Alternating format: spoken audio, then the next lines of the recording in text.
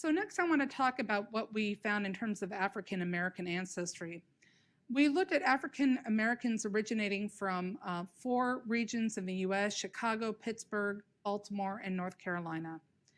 Now, not surprisingly, you can see that the majority of ancestry is this Western Niger Kordofanian ancestry shown in orange.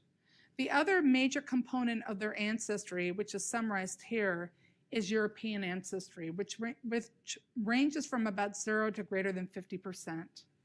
And then we see small amounts of ancestry from other populations, including some other African populations who speak Chadic languages, for example, from Western Africa. We see a small amount of ancestry from East Africa, and also very small amounts of East Asian and Native American ancestry, at least in these particular populations. If you look at populations from other regions, you may see more ancestry from those regions. And again, this is reflecting the history of the transatlantic slave trade originating from West Africa.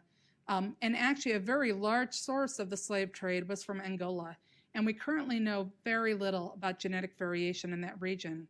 And that's going to be important to know for some studies in which knowing variation in African ancestral populations will be important for identifying disease risk alleles in African American or Afro-Caribbean populations.